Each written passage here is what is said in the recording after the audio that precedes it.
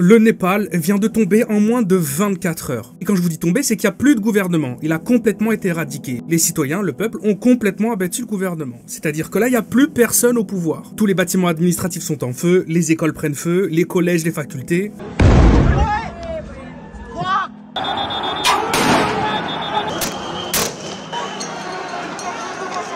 Le grand palais de la capitale qui était considéré comme un bijou national. Mais ça va beaucoup plus loin que ça. Le peuple s'est directement rendu dans les domiciles privés des ministres, des premiers ministres, des gens au gouvernement et ont été les tuer en fait. Voilà, ça va pas plus loin que ça. Ils ont été les tuer. Alors pour ceux qui n'ont pas réussi à temps à fuir le pays en hélicoptère, ou bien aller se cacher dans des ambulances pour pouvoir ensuite traverser la ville sans se faire repérer pour aller se planquer dans des sous-sols d'hôpitaux ou des endroits où aucun citoyen pourrait les récupérer. On a quand même pas mal qui se sont fait choper, qui sont actuellement détenus par le peuple, et d'autres qui ne sont plus là tout court en fait. Le président du Congrès népalais, la ministre des Affaires étrangères, le secrétaire général du Congrès népalais, le conseiller en communication du Premier ministre, l'épouse de l'ex-Premier ministre, qui a fini cramé quand même, hein. L'épouse de l'ex-Premier ministre, qui lui était toujours encore au pouvoir sur d'autres fonctions. Hein.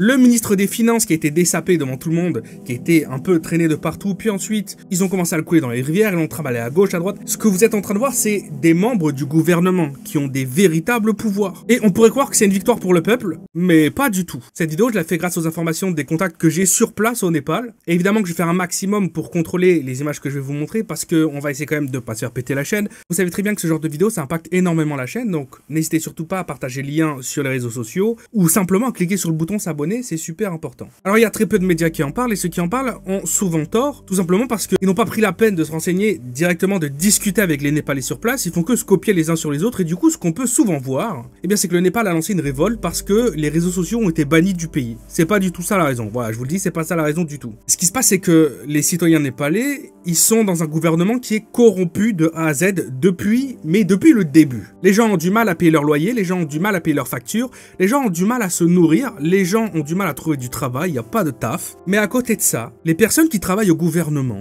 eh ben, sont blindées et toujours plus riches année après année. Et ça s'arrête pas là, puisqu'il y a aussi énormément de plans de grande envergure, de travaux, de restructuration qui servent à rien au final. Et quand on se penche dessus, on se rend compte que c'est des millions, plusieurs dizaines de millions, pour des trucs que personne ne voulait, à part le gouvernement, et des choses qui à la fin ne valent pas réellement la valeur de ce qu'on leur a donné. Mais attention, elles montent quand même depuis quelques années de plus en plus, avec justement les réseaux sociaux, parce que les enfants de ces personnes au gouvernement, eh bien, elles ont des réseaux sociaux, elles ont TikTok, elles ont Instagram, et le peuple commençait vraiment, mais alors vraiment en avoir marre, de voir que ces enfants de premiers ministres, de députés, de maires, bah, ils vivaient une vie de roi et de princesse. Et avec tout ça, les tensions qui montaient, les Népalais ont commencé eux-mêmes sur les réseaux à créer des comptes, à créer des vidéos, en dénonçant un petit peu ce mode de vie qui est complètement ridicule, hein. C'est hallucinant parce que toi, tu vois que tu galères, tu vas marcher pendant une demi-heure pour aller à ton école, à ton collège, à ton lycée, tu galères pour manger, tu rentres le soir, tu vois que tes parents ils sont rincés avec un job de merde et puis ils gagnent rien du tout. Et puis tu vois tous ces gens là, tels des princes, des rois, ils ont eu marre, voilà, ils ont eu marre. Donc ils ont commencé à bombarder depuis plusieurs mois des vidéos dénonçant ce principe. Et le gouvernement, qu'est-ce qu'il a fait pour régler ce souci? Eh bien il a décidé de bannir toutes les plateformes, tous les réseaux sociaux du pays. Alors tous, ou alors, si les réseaux sociaux voulaient rester, il fallait qu'ils acceptent de signer un papier particulier. Et ce papier particulier, en fait, il donnait l'accès et le droit total dans le pays en question du gouvernement sur les réseaux sociaux. C'est-à-dire que toutes les plateformes, hein, YouTube, WhatsApp, Facebook, Twitter, tout ce que vous voulez, elles devaient donner un champ d'action direct et total du gouvernement sur les plateformes. Et le gouvernement, pourquoi il voulait ça? Parce que grâce à ce petit papier magique, il allait pouvoir avoir les informations, les coordonnées et l'activité de tous les Népalais sur Internet. Mais là, attention, je ne parle pas de Big Brother is watching, c'est qu'ils allaient être au courant de tout et ils allaient pouvoir tout faire. Supprimer n'importe quel compte en un seul clic, en une seconde. Supprimer n'importe quel post en une seconde. Interdire des mots-clés globalement sur les réseaux sociaux au Népal. Tu vois que quelqu'un sur Twitter va poster un truc en l'encontre du gouvernement. Bon, le post est supprimé 45 secondes après. Et 5 minutes après, il y a les flics qui sont chez lui pour aller l'arrêter. Bref, les réseaux sociaux, ils ont pas répondu, ils ont refusé. À part TikTok. TikTok quand même, lui, bon pour le coup, lui il a accepté. Du coup, le gouvernement, il a fait quoi? Eh ben, il a banni tous les réseaux sociaux. Mais on parle de plateformes qui sont tellement là large en utilisation que le pays pouvait pas accepter ça. Par exemple, toutes les plateformes de communication, WhatsApp et compagnie, les gens pouvaient plus parler entre eux. C'était obligé d'utiliser le système télécom népalais qui est sur écoute et qui est entièrement monitoré par l'armée népalaise. Et sans parler de tous les commerces, hein, t'as plus Facebook, t'as plus Instagram, t'as plus Twitter, t'as plus Internet en fait. Donc c'est difficile, ne serait-ce que de faire fonctionner les business correctement. Et en partant de là, il y avait déjà un mouvement et une manifestation calme et sans violence anti-corruption qui devait prendre place avant-hier, eh bien, c'est rajouter ça à un autre mouvement qui s'appelle le Gen Z, les Nepo Baby Gen Z, qui sont en fait tous les jeunes népalais qui refusent de vivre sans Internet, quoi, sans les réseaux tout court. Et il y a peut-être des personnes un peu âgées qui regardent cette vidéo et qui se disent « Bon, mais ça leur fera du bien, parce que les réseaux sociaux, ça vous brûle le cerveau. » Non, mais en fait, j'utilise le terme réseaux sociaux, mais c'est les 3/4 d'Internet qui est interdit, quoi, tous les moyens de communication, là, je parle. Vous imaginez bien le danger que ça représente quand un pays, il empêche ses citoyens de pouvoir contacter plus ou moins l'extérieur. Donc il y a ce mouvement Gen Z Nepo qui s'est rajouté au mouvement de base qui était anti-corruption. Et ils sont partis manifester. Et pour être honnête, la manifestation était calme. Elle était plutôt calme. Pour une manifestation, les gens criaient quand même, hein, mais c'était calme.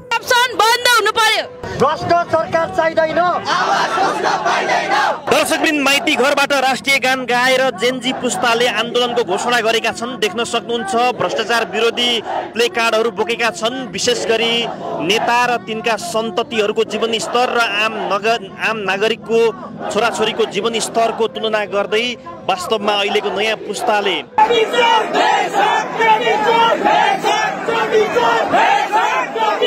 Mais le gouvernement n'a pas trop aimé. Du coup, il a commencé à les allumer avec des gaz lacrymaux et du goncoin, des flashballs, des balles en caoutchouc.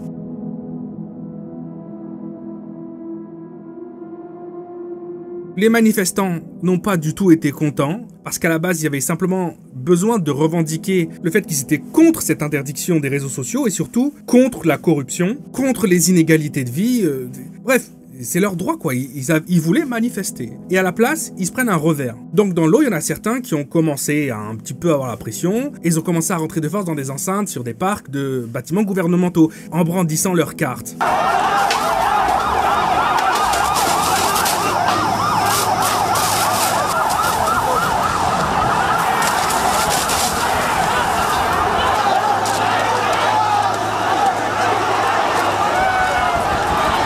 À ce moment-là, il y a une petite partie de l'armée qui est déployée, mais c'est surtout la police. La police qui est quand même énormément militarisée dans cet endroit-là. Ils vont parler au mégaphone, ils vont parler comme ça de loin, ils vont dire à tous les manifestants, ok, calmez-vous, levez tous les bras, levez tous les mains et avancez. Et les Népalais, ils pensaient qu'ils allaient enfin pouvoir communiquer avec quelqu'un du gouvernement. Ils pensaient que la manifestation, elle aboutissait à quelque chose. Ils ont vraiment eu l'impression à ce moment-là qu'ils allaient être écoutés. On leur dit c'est bon, levez les bras, avancez, on gère la situation. Donc c'est ce que les manifestants ont fait. Et puis là, la police, elle a commencé à allumer les manifestants à balles réelles.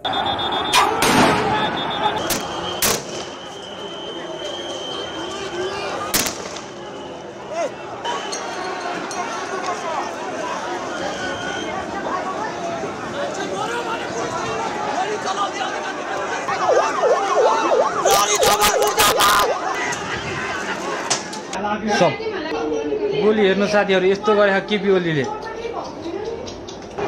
त्यो संसद भवन चाहिँ आज जलाउनै पर्छ जसरी नि अनि फेरि एकछिन 1 घण्टा जति अगाडि मेरो अगाडि अर्को एकजना बहिनीलाई नि खुट्टामा लागेछ है त्यो भन्दा अझ अगाडि फेरि सिधै गोली नै हान्न छ के गोली नै लागिरहेछ के अब त्यो देख्ने साथी त अब त्यो के भयो ठ्याक्क फेरि त्यहीँनिर असुरका साइदिरहेका उसकै छेउमा एकजना बहिनीको खुट्टामा लाग्यो हो खर्च टाउकोमा लाग्यो क्या यहाँसम्म त ठिकै थियो ठिकै नि के भन्ने हैन तर टाउकोमा लाग्छ क्या त्यो मान्छेको सरकारले मान्छे मार्दैछ हामीले नि मार्न नपरोस् एकदम संयन्त्रपूर्वक अगाडि बढ्नुपर्छ जम्मा 24-25 वर्षको भाइलाई आज गोली लागेको छ र रिस उठेको छ साह्रै रिस उठेको छ हाम्रो मन रोएको छ कसैको छोरा हो कसैको दाजुभाइ हो तर हामीले संयन्त्र अपनाएर यसलाई कुन हिसाबले हामीले अगाडि बढाउनु पर्छ यो बढाउनु पर्छ हामीले यो आन्दोलनलाई Je tiens à rappeler quand même que le plus gros de la manifestation, c'était des jeunes de 13 à 20 ans, des gens qui sont en habits d'école, d'écoliers. Ils ont les habits sur eux, leur uniforme scolaire. Ils ont leur sac à dos. Et sans rien comprendre, ils se retrouvent sur un serveur PVP. Alors là c'est la guerre en fait. Alors ça va très rapidement à 7, 9, 10, 15, 20 personnes décédées sous les balles des policiers quand même. Plus de 400 personnes qui sont très lourdement blessées. Et la police, qu'est-ce qu'elle va faire? Elle va se rendre dans les hôpitaux et elle va commencer à allumer dans les hôpitaux. Elle va tirer des gaz lacrymogènes. Elle va tirer des balles sur les entrées des hôpitaux. They have crossed their limits. Civil hospital भित्र उपचार गरिरहेको ठाउँमा बिरामी ट्रान्सफर गरिरहेको बेलामा ढोकामा आएर गोली हाने यिनीहरूले. This government has failed. उपचार गर्दा गर्दै हामीले केही बिरामीहरूलाई ट्रान्सफर गर्यौं तर गोली हानेको चाहिँ यिनीहरूले आएर इमर्जेन्सीको ढोकामा गाली हानेको. आउने बित्तिकै यहाँ अब पिसफुल प्रोटेस्ट गर्ने भनेर हामी प्लान गरेर आएको थियौं. यहाँ साथीहरु हामी यहाँ आउने बित्तिकै यहाँ एकदम नराम्रो इन्सिडेन्ट यहाँ पुलिसहरुको मिसबिहेभ हेर्न सकिन्छ. यहाँनिर जबरजस्ती युवाहरूलाई गोली हानिरहेको छ. यो पिसफुल प्रोटेस्टको यो अलिकति पनि हैन. यो माथिबाट बसेको मान्छेहरूले यस्तो गर्न पाउँदैन. यो के कसो यो एकदम गलत भइरहेको छ. यहाँनिर युवाहरूले अब केही एन्टी करप्सन एक्टिभिटिजहरु पनि गर्न पाइएन भने यहाँ freedom of speech, right to speech केही पनि छैन. यहाँ मिनेटमा यहाँ एक जनाले यहाँ गोली हानेको यहाँ इन्सिडेन्ट देख्न सकिरहेको छौं हामीहरु. यो एकदम गलत हो. यो ठुलो न्यूज च्यानलहरुले अझै देखाउनु पर्यो. यो कुराहरु ठुलो मान्छेहरुको अगाडि उठाउनु पर्यो. ज्यान सबैको ज्यान नै हो. ठुलो मान्छे होस् कि सानो मान्छे यस्तो गर्न पाइदैन यो अलिकति पनि यो. On a des ambulances et je tiens quand même à rappeler à ce moment-là qu'à travers tous les pays, à travers tous les âges, c'est quelque chose qu'on voit très souvent quand même. Le corps médical qui malgré tout essaie toujours de faire son travail. Bon bah là, il y a des médecins, des ambulanciers qui sont venus sur place alors que la police était en train d'allumer tout le monde pour aller récupérer les personnes en besoin, pour les emmener ensuite à l'hôpital. La police, c'est ce qu'elle fait. Elle a commencé à tirer sur les ambulances.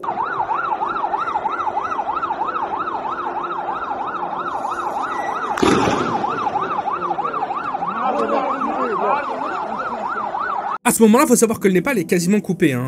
Il n'y a plus aucun réseau pour communiquer. TikTok est lourdement modéré. Du coup, ils essayent de s'organiser comme ils peuvent sur des applications comme BitChat, qui sont des applications qui n'ont pas besoin d'internet pour communiquer. Ça marche via le réseau Bluetooth. Et donc, en fait, les personnes se renvoient un peu comme le système de AirTag pour Apple. Vous savez, quand on essaie de retrouver un truc, eh bien, les messages sont communiqués à travers les personnes qui possèdent l'application. Et il suffit qu'après une personne ait internet, elle peut renvoyer sur internet. Et c'est à ce moment-là que j'ai pu rentrer en contact en fait avec ces personnes qui sont directement en train de subir toute cette situation. Et toutes les informations que je vous communique, c'est eux qui me les ont données, avec toutes les vidéos, toutes les images qui existent. Évidemment, je peux vous montrer que 3%, parce que là, on parle d'horreur. Bon, la manifestation est plus ou moins brisée, évidemment. Il y a quand même des personnes qui vont lancer des marées des feux sur des bâtiments gouvernementaux, ils vont casser des vitres, des portes, ils vont commencer, évidemment, à essayer de montrer qu'ils existent quand même et qu'ils sont pas du tout d'accord avec ce qui est en train de se dérouler. Et c'est là que le gouvernement, quand la soirée arrive, va mettre un couvre-feu. Voilà, couvre-feu, plus personne n'a le droit d'être dehors. Et les Népalais vont commencer à prendre des vidéos de chez eux, de la police, mais qui se croient, je sais pas moi, dans un monde parallèle. Des dizaines et des dizaines de vidéos de la police népalaise qui, dès qu'elle croise quelqu'un le soir dehors, elle le démonte. Mais quand je vous dis elle le démonte, c'est que je pense que la moitié des personnes que j'ai vues en vidéo ne sont plus là. Et là, on rentre, mais dans une fiction totale, tellement c'est difficile à croire et pourtant réel. Il y a des gens qui vont filmer la police, faire du porte-à-porte en pleine nuit, 23h, minuit, 1h du matin, rentrer chez des gens et vider leur chargeur.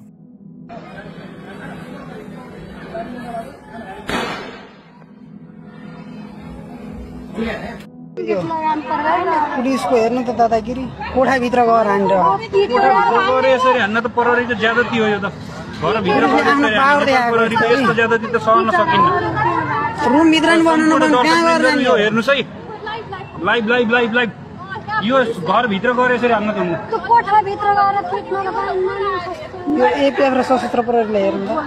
Alors, est-ce que ce sont des chargeurs de balles réelles? Est-ce que ce sont des chargeurs de balles en caoutchouc? J'en ai aucune idée. C'était tellement surréaliste que même eux, les Népalais, quand ces vidéos sont transmises entre eux, ils ont du mal à y croire. Mais c'est une, puis deux, puis trois, puis quatre vidéos. Là, ils se disent non mais c'est pas possible. Enfin, en fait, c'est réel. Ils sont en train de nous terminer tous. Et il semblerait, parce que c'est l'information qui n'a pas encore totalement été vérifiée. Mais les vidéos n'ont pas été jugées fausses parce qu'elles sont réelles, mais juste que le contexte est manquant en fait. Mais il semblerait que beaucoup de personnes qui ont été influentes parmi les manifestants, elles ont reçu la visite la nuit, un peu de la police spéciale quoi. Et bref, on se retrouve à aujourd'hui. Le peuple népalais qui a dit bon bah alors là c'est fini, alors là on est plus nombreux que vous, c'est terminé aujourd'hui. Et ils ont décidé de renverser en une journée le gouvernement népalais totalement.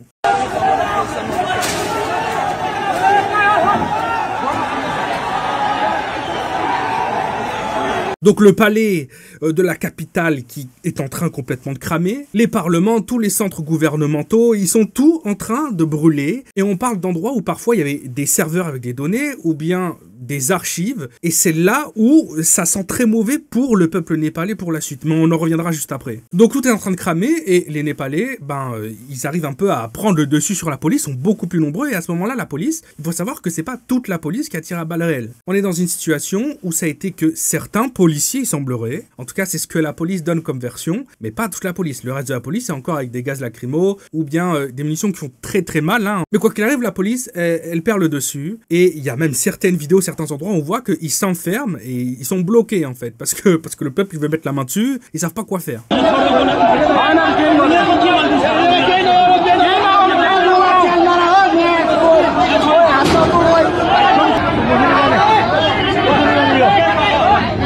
Et donc les citoyens vont directement se rendre dans les adresses privées des membres du gouvernement pour aller s'occuper d'eux. Il y a une partie qui a réussi à s'enfuir en hélicoptère ou bien en camion militaire. Il y en a d'autres qui ont été aperçus, soit rattrapés, soit perdus de vue alors qu'ils se cachaient dans des véhicules médicaux. Et donc évidemment les citoyens ne vont pas arrêter comme ça une ambulance avec les gyrophares. Ils se disent c'est peut-être quelqu'un qui a besoin d'aide, donc il ne faut pas les arrêter pour vérifier. Mais du coup il y a des parlementaires et des membres du gouvernement qui se cachaient là-dedans. Et il y en a d'autres qui étaient encore chez eux. Et eux, bon, ils ont passé un sale quart d'heure. Hein. Il y en a une bonne partie qui sont plus là et une autre partie qui seront probablement plus là dans quelques jours. Bon, là où ça craint, c'est que le peuple népalais a renversé totalement le gouvernement. Il n'y a plus de gouvernement. J'ai discuté avec eux et d'après eux, malheureusement, ça a tellement dégénéré qu'ils sont trop dans la merde, quoi. Et entre eux, là, ça commence à créer des coalitions parce qu'ils sont pas d'accord. Il y en a certains qui ont déjà des idées en tête de non à mettre au gouvernement, mais d'autres qui disent, mais non, ça va être la même chose.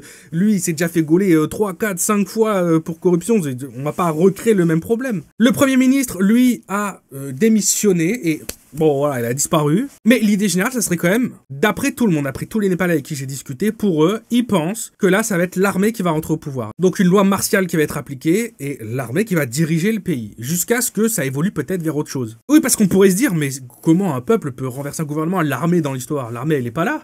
L'armée, elle est là. Mais l'armée, pour l'instant, n'a pas décidé d'allumer tout le monde. Alors, il commence à y avoir des 4x4, des tanks, bon, pour l'instant, ils ont pas démarré les gens. Et je pense que l'armée veut pas, en fait. Les Népalais, ils espèrent, ils ont très peur, mais ils leur font pas confiance non plus, mais ils pensent pas non plus, enfin ça serait hallucinant d'imaginer, mais là où ça craint beaucoup pour le pays, et ils sont en train de se rendre compte, les manifestants, le peuple, qu'il y a certaines situations qui ont probablement été beaucoup trop loin, comme par exemple cramer des endroits avec beaucoup de données importantes pour le pays, beaucoup de documents. Là, il y a des tonnes de choses qui ont été perdues sur des prisonniers, des personnes recherchées, des propriétés, des comptes en banque, et ce qui se passe là, c'est que ils ont extrêmement peur aussi qu'avec les fêtes qui vont arriver, il y aura énormément de criminalité, pas grand monde pour les arrêter, pas grand monde pour savoir s'ils sont des récidivistes ou non, s'il faut les emprisonner ou non. Et toutes les personnes qui ont pu s'enfuir de centres de détention, est-ce qu'on sait qui on doit chercher pour ensuite aller les chercher? Est-ce qu'on a encore leur nom en fait? Donc tout ça, ça crée un gros problème dans le pays aussi. Je vous tiendrai au courant s'il se passe énormément de choses en plus, mais je pense qu'à partir de là, j'ai déjà suffisamment fait le travail pour que d'autres médias mainstream financés par le gouvernement français prennent la relève.